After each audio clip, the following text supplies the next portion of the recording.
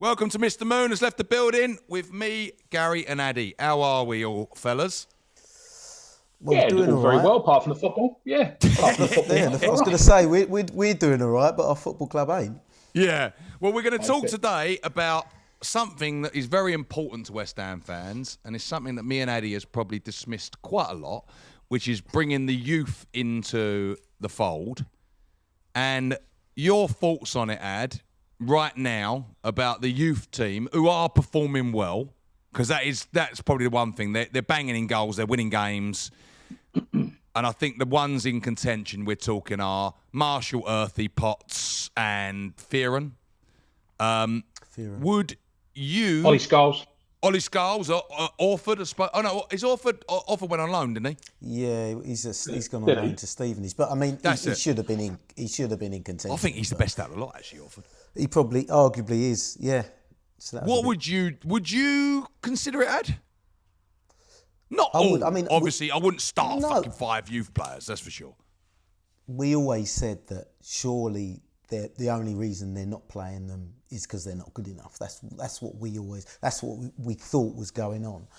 But, you know, the longer the season goes on, and the longer you're seeing players not performing, you know, the fans want youth to be involved, so why not blood them?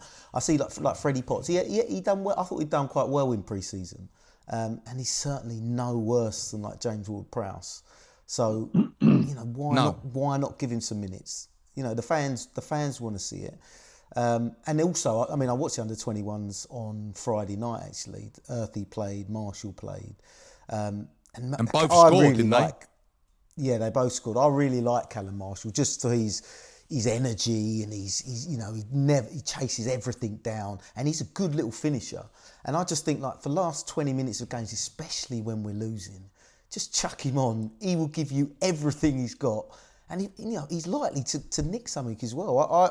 I don't know if he's going to make it to the very top, but he's he's a sort of player, and the fans would love his energy and enthusiasm at least. I think there's a couple in there who definitely deserve more minutes, especially in a side that's struggling so much as we are. What do you reckon, Gal? I think you're absolutely right. I think, as you mentioned, the last 2-3 years we've had some real fantastic success with the youth team, right? But what's happening is you see some of the youth teams who are playing in the finals, they go on to give their youth a chance. We're not. These people are going on to start for Premier League clubs. They're then beating our full-timers, and our lads on the bench or in the youth team are saying, we were better than you and you're getting a chance at your club now and you're playing against our first team. Yet we seem very, very reluctant. I'm not sure it is because they're not good enough. I think to a degree they may be protecting them. But I don't really protect them if we were 5 games to go and had to win them all. We're not even at the end of September yet. You've got a crowd there that are absolutely baying for blood.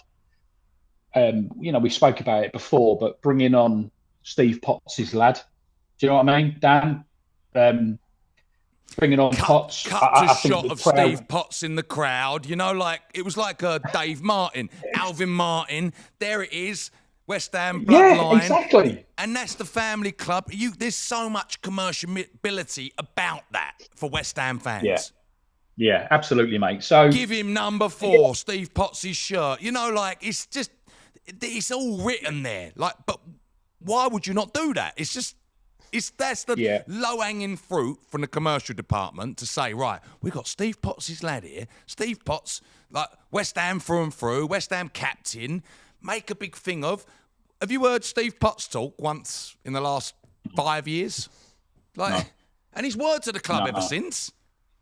Yeah, I think you're right, mate. And we said in a video earlier, didn't we? We said about some of this stuff makes so much sense to us, but not to the board. But it's because they're not West Ham fans. They inherited it, and I appreciate a lot of what they've done for the club, but they're not seeing it through our eyes. And, you know, we don't know it all, and I'm not saying for a minute I can manage better than Graham Potter, but we're seeing stuff that perhaps these people aren't seeing at the highest level. And, you know, we said before, didn't we? Whether it be us or someone, if there was some sort of fans forum that could go, be really objective, very, very polite to these people and say, how can we help you? You said the same, Sam. So I think, you know, that sort we'll of do it for better free. engagement. Yeah, I'll do it for free. And that's the They actual might thing. pay for your flight. But that's where you look and go, our academy is such a myth of the Academy of Football. It's printed on the floor at the London Stadium. When was the last time we produced players? And or actually gave... Now, under Harry, you look at the players that got a chance. Now, obviously, look, they were out of this world children. But why were we also producing out of this world children then? Tony Carr was there and Peter Braybrook and Roger Cross, and they obviously were very, very, very good at their job. We moved Tony Carr out disgracefully, actually, when you look at what's... And I spoke to Tony's boy recently, and he's like going working over Arsenal for free. Tony Carr, West Ham legend, is working over Arsenal. And he's like, someone said, sitting in a dugout with an Arsenal jacket on. Like, why have we not got him back and said, you know what, Tone? Fucking, we were wrong. But the way he was just thrown out was disgraceful.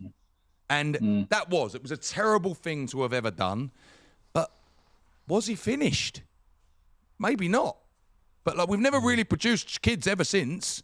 Why is there not someone, why have we not got the next Tony Carr? And it don't have to be a West Ham man, but why are we not going to someone from Man City or something and saying, listen, you're on 200 grand a year there. We'll give you 4. Come down. We want you to build our...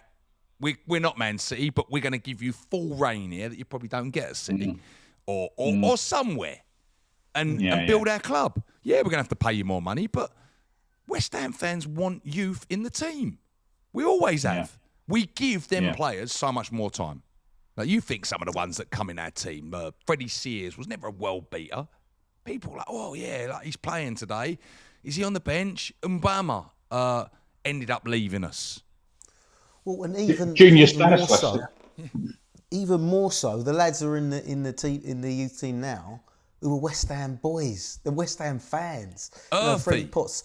So George Earthy, I think George Earthy's got a touch of class about him. He's very creative. He scores goals. You can't tell me that Luis Guilherme is a better footballer than George Earthy. No. But he's who we're turning to, like, as a first sub, when, you know, he's done nothing. He's literally done nothing for us. So why would we not give George a chance? Andy Irvine. I've said this a million times. This is what I on mean. earth? How that is? Andy Irvine and Guilherme are money laundering. That is all that is. Because no one can explain to me how Andy Irvine has got to West Ham when you're talking that Wrexham want to pay $1 million for him, right? Wrexham, right? And he comes on and plays for our first team. And yet we got a kid sitting there going, the fuck's this geezer? How do you feel, right? How do you feel when you're a West Ham player, 16, 17, 18, 19, you've just won a cup, depending on your age group and what bracket you're sitting in, there's a chance that you might have won 2 or 3 trophies in the last 3 years. And then they bring in this Luis Guilherme, 19, or I think he was 18 or 17 when he come, and he's getting on the bench. And it's like, we've just invested all this money. They've won all these trophies. What more have these kids got to do? And how would you feel that someone's bringing a young and if you're lad a dad that supports West Ham, your boy supports West Ham, and he's won that cup for West Ham, you're probably going, you know what, son, we've got to get out of here. Like, and probably turns you against the club, to be honest with you. Because if it was my boy, I'd say, there's no opportunity here for you, son. Well, this is what I was thinking, like, for Freddie Potts. Like, he was at Wickham, player of the season, Portsmouth last season. So I think he got either young player or player of the season again. So his stock is really high. If he's not going to get a chance at West Ham, surely we sell him and make as much money as we can.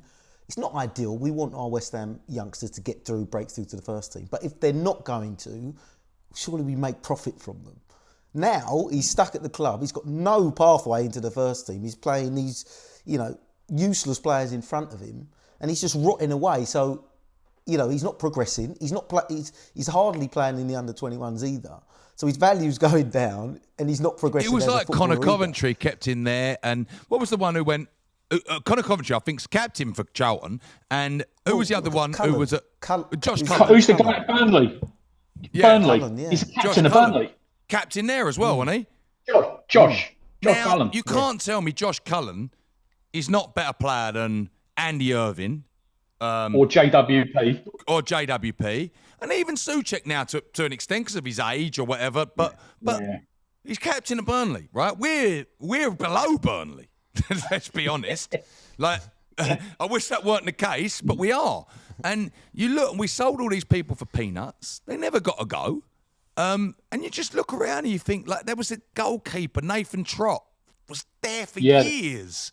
Never got a go. Never got. And you just think, sell them if not. Like, these other clubs, sell them after they've won something. But if I'm a kid who's won that Youth Cup, I look and I go, Lewis Skelly, Wanyeri, Emil Smith-Rowe, they're all getting goes. I might as well go to Arsenal. Or they say, don't go there, there'll be bigger players in front of you. Well, there ain't bigger players in front of me at West Ham because they're fucking useless. Like, who's the young lad? Is he 15 or something at Arsenal? Oh, yeah, Max Dowman. Yeah. I mean, what's going on there? They're like, it's early in the season. He's just blooding them in, isn't he? And I know every game counts, particularly for Arsenal, because, you know, the way the season finishes and it's always like a point or two. But they're giving him an opportunity and he's coming on and he's got that freedom. He's got like that, almost like Wayne Rooney. He was almost like a street footballer. He had no fear. He used to go on there and play But like you look at all the top sides. Liverpool got that Rio, who's from Forest Gate. O'Reilly at Man City is playing. Is O'Reilly, isn't it? Is his name? Yeah. Who's a midfielder, I think, but he plays at fullback. Like Phil Foden. All the top teams have got... Liverpool got Curtis Jones, Trent. You know, like they've all got homegrown players. We're one of the only teams in the Premier League that has no homegrown players. I mean, the maddest thing about it is... Because Declan Rice, I know Declan Rice is our homegrown player. We got him at 14, right? Okay. We'll accept Declan Rice as, but he wasn't fully as, right? He was part Chelsea's. We haven't had any since Nobes and Tompkins. Yeah, we got lucky with Rice. I was just going to say the maddest thing about that FA Youth Cup final that we beat Arsenal 5-1, who had Lewis Skelly and Wanyeri in it. Like Lewis Skelly's gone on to play for England just because he's been given the opportunity. Our team beat them 5-1. Well, this is what I was saying, mate. Yeah. This is what I was saying. They're sat on the bench, and you've got players like Lewis Skelly playing in the first team, and it was like, I was better than you because our team beat yours in the final. And to be fair, I'm going back Molly Scholes, he done all right last year, I thought. Yeah, he did all right last year. There was some mistakes, but you're going to expect that. He's 17 years of age. There is going to be mistakes. Yeah, I saw him at Anfield, and I think it was against Salah. Against Salah, and they took him off. When we should never have played him that game. I would have felt so much for him, and since then, mate, his confidence dropped. But look, you're playing against who I thought should have won the Ballon d'Or last night, to be honest. But I agree with you. I completely agree with you. And to be honest with you, that in that statement there, right? Who was not on the bench for Arsenal this week against Manchester City? Max Dowman. And there's a reason why he wasn't, because Arteta said, you know what? Burnley at home, that's better for you there. Man City away where you got the best of the best. We're gonna slowly bring you in. Stupidly last year we threw Oli Scholes in against Mo Salah, right? And he ripped him to pieces, which he's gonna do. He's not strong enough. He's not all of that. He should be coming on against your Burnleys, against your Southamptons, against your Leeds. Blood them in. It's funny what you said before. It's so cliche that years after we've stopped producing people, we want to highlight and sell on the fact that we are or were the Academy of Football. But this club's always been built on youth. And I know I'm going back a few years now, even before I was born. And I hope people in the comments don't give me pelters for this, but there's a fact with something like there was not one player in the 1964 FA Cup winning team that was born beyond 3 yards of Upton, 3 miles of Upton Park. I've seen that before. Now, but it's like, I'm not saying that we go back to 1964, But again, we've lost our identity. And, like we said, we'd love to get in front of the board and go, look, these are the 5 principles you need to win the fans over. Because at the moment, I think it's damage limitation this season. I don't think anyone's going to turn it around. But the thing you can turn around is the fan base. The experience of supporting West Ham. Exactly that. But maybe we open it up to Jack and David and say, look, we're willing to come in, not professional advisors, not pay, but just say, look, as a West Ham fan, we've probably over 100 years worth of experience of supporting the club. Go in and say, look, these are the 5 principles that this club are built on. We don't do any of them at the moment. And like you say, mate, a principle is a foundation. And without a foundation, you're building a cathedral on quicksand. And I really like your analogy. And that is exactly right, mate. You're building on something that isn't secure and it's not sustainable. So we need to go back to basics. And I think exactly what you said, mate, build that foundation on a set of West Ham principles. And I do think West Ham fans, and we've said this, me and Addie have said this loads of times, if you laid out a plan to West Ham fans today, listen, fellas, we clearly have got it wrong. We thought spending money was going to work. That clearly hasn't worked. We got it wrong. We've chopped and changed managers. We've chopped and changed styles. We've got to stop it all today. We're going to build this. What we're going to do, we're going to invest in the training ground. We're going to invest in, which means we're going to be hampered on players coming in and out. And I think if you said all this, we want to bring youth in the thing. We want to get better youth players into our system. We want the best youth coaches. Then we want them to come into the first team. I think every West Ham fan goes, you know what? Our owners are all right. We're with you at the minute on this because I think, obviously, go down and down and down. Obviously, it doesn't work. But I do think 80% of West Ham fans go, I like that. I want to be the family club. You're right, mate. We're and I've going been to giving give some this thought section to of the ground to the hardcore West Ham fans. That's going to be our cop. That's where it is. If you're an hardcore West Ham fan, give us that. You've got to have been coming here for 30 years or something, or 20 years. There you go. You're in there, right? We want you all together. We want you to designate the songs. We're not going to tell you off if you sing songs. We'll back you. We're going to get that stupid wall down between the away fans because I know you want to give it to them, and we're going to make it as hostile as possible for people coming here. You go, West Ham fans go, we got carte blanche to say what we want. Let's do what we want. Let's go in. We call that Chaff Corner, Sam. Have you not seen it? Yes. No, and I'd even we call that Chaff Corner. I'd even be on the phone to the ICF, say, you know what, you lot, you want a job, right? Make it as hostile. I don't want it going over the top. You can't go beating people up, but make it as hostile as you want for them. Funny enough, Harry Redknapp was saying years ago, he said, we were at like Pompey away or somewhere, and he said the door flew open of the changing room. So it was one of the guys from the ICF, tattoos on his neck, earring, and he closed the door and he stood there so no one could get out. And he went round and picked every single player out. After Saturday and watching that, I was like, I know who can go in there and give them a pep talk. One of that lot, you know. But I totally agree, Sam, with what you were saying. But I think the only person that can come in is a young manager with no baggage. And I think that person is Kieran McKenna at Ipswich. I know people will say, we got Ipswich relegated. No one would have kept that team up. And like they did with Klopp a few years ago, they said, we're going to give him 4 years. If you got someone like Kieran McKenna in and said, you've got 4 years, you've got control of the old club, he's a young manager, he's got rave reviews, give him that time. It's a project. Tell everyone. I think you'd probably get the buy-in. You'd get the time to sort of realise the idea that you spoke so passionately about there. You know? So to be honest with you, I said it before, and we'll never get him now, but he's doing exactly what we wanted him to do, and it's Cesc Fabregas at Como, and he is working with young players.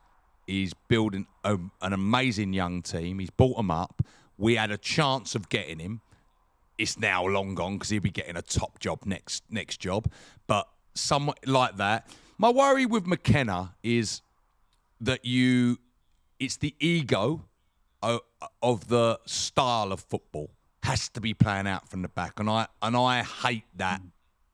I really hate that about managers like this Amarin, Potter in a sense, Lopetegui. It's about their style, and that's the only worry I have. Have they got the ego And can they play other ways? Like Ange, all of them. Russell I think Martin they've been at Southampton. You what, man? Yeah. Ad? No, I was just I saying think like Russell Martin at Southampton last season. And Rangers now. Yeah. It's an I ego. think they've been found out now. They've been found out now because basically these people with a philosophy have basically been found out to be coaches with no plan B. What people are saying now is the top managers, they go in and they have a philosophy, but you want to get to your staffing where you're able to play the type of football you want to play. But actually, when you go in there, you're not inheriting people that play your style. So you have to go in and play like a hybrid version with a view to getting to where you want to be it training and coaching through to selling and buying. But these people that come in with a philosophy and an ideology, unless you're walking into Man City or Liverpool, that ain't really going to work. Exactly it. But we need that. And I think that's what we're going to go into in our next video coming up. Sort of, we're going to go into like director of football, managers, things like that. We're going to discuss it a bit more. Gal, thanks for coming on today, mate. Really, really appreciate it. It's been lovely having you on. We'll have you on again, I think, 100% if you're up definitely. For it. And it's listen, I follow you boys, and it's always lovely to see like you boys doing this. It's great to follow you and follow the kids and that, Sam, what you're doing out in there. And there's nothing better than watching West Ham boys do well for themselves. It's sort of like warm. Well, that's the family club, isn't it? Like we used to be. Yeah, exactly, mate. But Addie, I'm down in London very soon, mate. So I'll email you my number, and maybe we can have a bit of dinner or a bit of lunch, mate. Mate, love that. Yeah, let me know when you're down, and we'll have a little catch up. That'd be great. We'll see you all soon. Boys. See you later. It's been everyone. emotional. See you later.